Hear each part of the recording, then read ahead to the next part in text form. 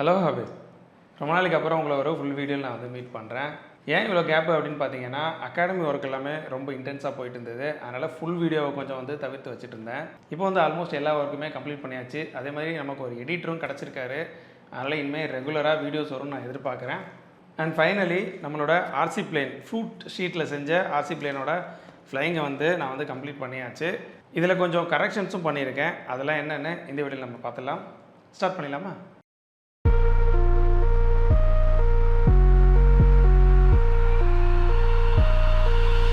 வணக்கம்டா மாப்பிள்ள.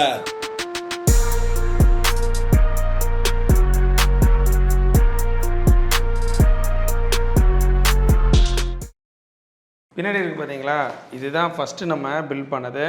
இது செஞ்சப்போ பார்த்தீங்கன்னா அந்த டைமில் ஃப்ளைங் பண்ண முடியாத கண்டிஷனில் இருந்தது. சென்னையில் வந்து பயங்கரமாக புயல் வேகத்தில் காற்றடிச்சிட்டு இருந்தது. இந்த போட் வீடியோவில் கூட பார்த்துருப்பீங்க. இந்த ஏரி வந்து பயங்கரமாக தண்ணி அலை போயிட்டு இருந்தது. அதனால் கொஞ்ச நாள் அதை வந்து ஸ்கிப் பண்ணி வச்சுருந்தேன். அப்புறம் இப்படியே போனால் வேலைக்கு ஆகாதுன்னு சொல்லிட்டு லாஸ்ட் மந்த் நாங்கள் வந்து ஃப்ளையிங் ஆரம்பிச்சிட்டோம். இந்த பிளெயினோட முக்கியமான டிசைன் பார்த்திங்கன்னா, இது வந்து ஒரு கிளைடர் ஃபார்ம் தான். கிளைடர் அப்படின்னா பார்த்திங்கன்னா ரொம்ப ஸ்லோவாக மூவ் ஆகிட்டுருக்கோம் ஏரில். அதே மாதிரி எண்டூரன்ஸ் வந்து ரொம்ப அதிகமாக கிடைக்கும். ஆக்ரோ மாடல்ஸில் யூஸ் பண்ணுற அதே பேட்டரியை நீங்கள் கிளைடரில் யூஸ் பண்ணிங்க அப்படின்னா ஆக்ரோவை விட அது வந்து ஃப்ளைங் டைம் அதிகமாக இருக்கும்.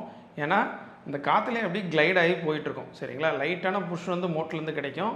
அது எதிர்க்க வர காற்றுலேயே வந்து கிளைட் ஆகி போயிட்டுருக்கும். அதுதான் கிளைடர். அதாவது பெரிய விங்கு இருக்கும், ப்ளஸ் உங்களுக்கு எலிவேட்டர் இது எல்லாமே கொஞ்சம் சின்னதாக இருக்கும். ஓகேங்களா, எலிவேட்டரோட சர்ஃபேஸ் எல்லாமே சின்னதாக இருக்கும். அந்த ஐடியாவில் தான் நம்ம அதை வந்து பண்ணியிருந்தோம். ஆனால் நம்ம ஊர் வெதருக்கெலாம் அதை வந்து தாங்கலை. காற்று வந்து இல்லாத டைமில் ஃப்ளையிங் ரொம்ப சூப்பராக இருக்குது. காற்று ரொம்ப அடித்ததுன்னா இதெல்லாம் நம்மளால் வந்து கீழே இருந்து பார்த்து கண்ட்ரோல் பண்ணுறது கஷ்டமாக இருக்குது. பிளேன் வந்து நான் ஃப்ளை பண்ணிகிட்டு இருக்கப்போ எஃப்யூவில் பின்னாடி ஒருத்தர் வந்து சேஸ் பண்ணிட்டு வருவார். அந்த ஃபுல் வீடியோ நான் வந்து இப்போ காட்டுறேன் உங்களுக்கு.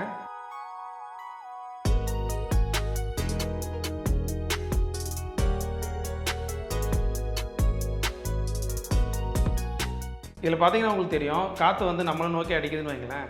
பிளேனை நம்ம தூக்கி எறிகிறப்போ அப்போ வந்து ஸ்மூத்தாக பறக்குது. ஏன்னா பிளேனில் இருக்கிற மோட்டர் வந்து பேக்வேர்டில் தான் காற்றை வந்து தள்ளி விடும். சரிங்களா, அதே மாதிரி ஆப்போசிட்டில் காற்றும் பிளேனோட பேக்வேர்டுக்கு தான் அதை நோக்கி தான் போகும். சரிங்களா, அப்போ வந்து பிளேன் நல்லா பறக்குது.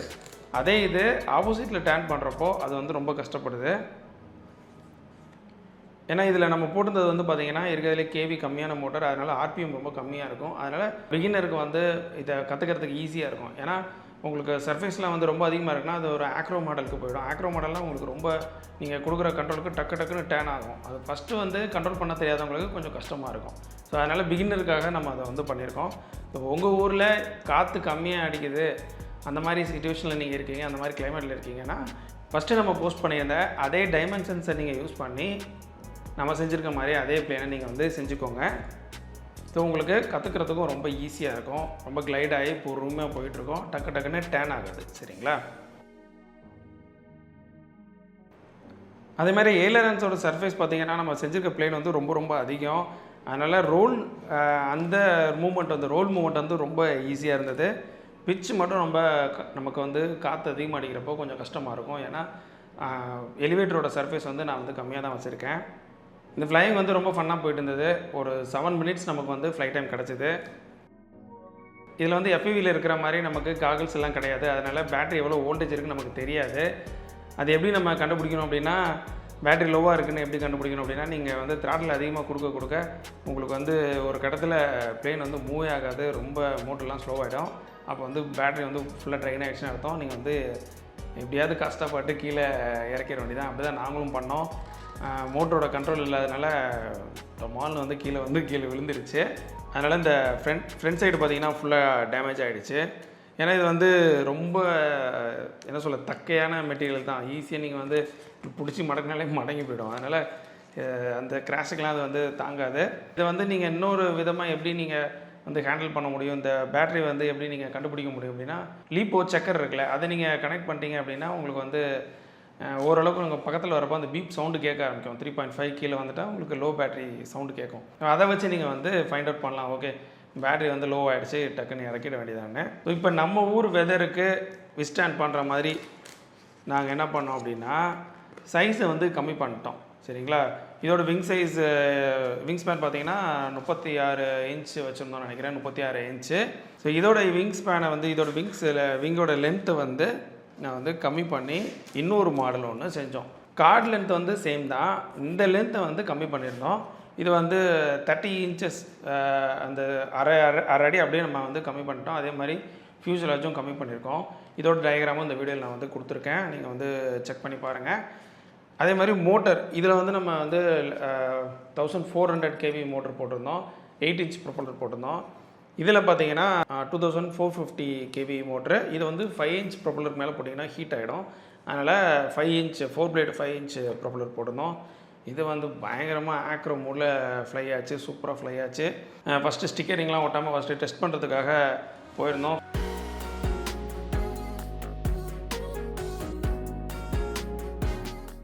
அதே மாதிரி இந்த பிளேனில் பார்த்தீங்கன்னா ரட்டர் ஆட் பண்ணியிருக்கோம், ஓகேங்களா. இன்னும் கொஞ்சம் கண்ட்ரோல் ஈஸியாக இருக்கிறதுக்காக ரட்டர் வந்து ஆட் பண்ணியிருக்கோம்.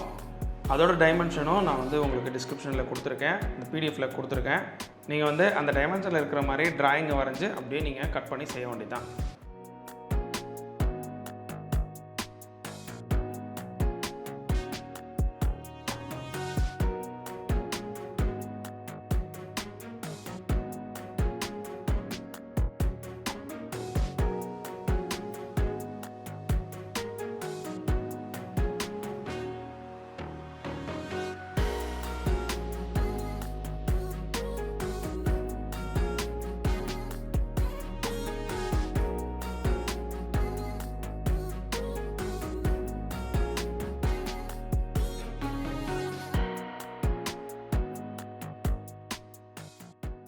ஃபஸ்ட்டில் வந்து நம்ம 3S பேட்டரி போட்டிருந்தோம். இதில் வந்து 2S 1100 mAh பேட்டரி யூஸ் பண்ணியிருந்தோம்.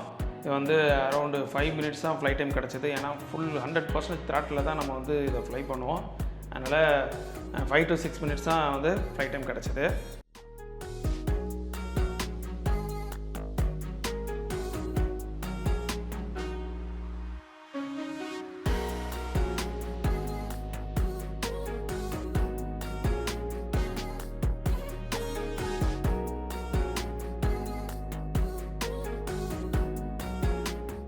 லேண்டிங்லாம் பார்த்தீங்கன்னா ரொம்ப சூப்பராக லேண்ட் ஆச்சு.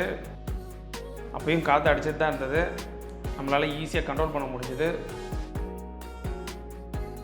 அதுக்கப்புறம் நம்ம ஆஃபீஸில் ஒர்க் பண்ணுற பாரதி அப்படின்ற ஒரு பையன் இருக்கான், அவன் வந்து ஃப்ளை பண்ணான். அவன் வந்து பவர் லூப்லாம் அடித்து சூப்பராக ஃப்ளை பண்ணான்.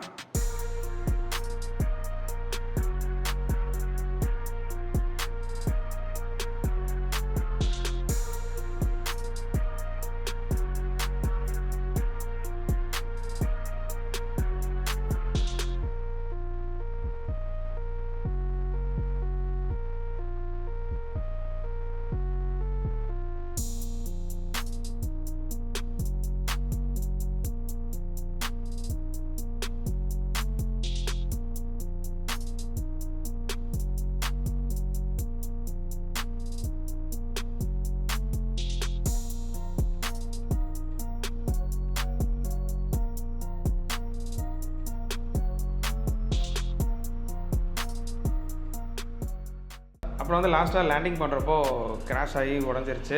அதுக்கப்புறம் டேமேஜ் எல்லாம் கொஞ்சம் சரி பண்ணி நம்மளோட ஃபஸ்ட்டு பிளேன் மாதிரி அதே மாதிரி ஸ்டிக்கரிங்லாம் பண்ணி அகைன் நம்ம வந்து ஃப்ளை பண்ணோம். டேமேஜ் ஆனதுனால செகண்ட் டைம் வந்து ஃபஸ்ட் டைம் அளவுக்கு அவ்வளோவா அது ஃப்ளை ஆகலை. ஏன்னா இந்த ஃப்ளூட் ஷீட் மெட்டீரியல் இது இப்படி தான், நீங்கள் ஒன்ஸு கிராஷ் பண்ணிட்டீங்க அப்படின்னா ஓரளவுக்கு திருப்பி ரெடி பண்ணலாம். ரொம்ப பெரிய கிராஷ் அப்படின்னா அகைன் நீங்கள் வந்து ஃபஸ்ட்லேருந்து தான் ஃபுல்லாக பில்ட் பண்ணி ஆகணும். நம்ம எதுக்கு இதை சூஸ் பண்ணுறோம் அப்படின்னா, பிகினராக வர நிறைய ஆர்சி பிளேன் ஹாபிஸ்ட்டுக்கு வந்து ஈஸியாகவும் இந்த மெட்டீரியல் வந்து கிடைக்கும், அதே மாதிரி ரொம்ப கம்மி ரேட்டில் இருக்கும். இதனால தான் நம்மளோட ஃபஸ்ட்டு ஆர்சி பிளேனை வந்து இந்த மெட்டீரியலில் நம்ம பில்ட் பண்ணி அதை வந்து ஸ்டார்ட் பண்ணோம். ஒரு வழியாக இந்த ஃப்ளைங் வீடியோ நம்ம வந்து கம்ப்ளீட் பண்ணியாச்சு. இதுக்கப்புறம் நம்ம சேனலில் நிறைய ஆர்சி பிளேன் வீடியோஸ் நம்ம வந்து அப்லோட் பண்ணுவோம். ஆல்ரெடி நான் வந்து பில்ட் பண்ண ஆரம்பிச்சிட்டேன். சப்ஸ்கிரைப் பண்ணாமல் இருந்தீங்கன்னா மறக்காமல் சப்ஸ்கிரைப் பண்ணி வச்சுக்கோங்க. இன்னொரு ஆர்சி மாடல் வீடியோவில் நான் உங்களை மீட் பண்ணுறேன். பாய்.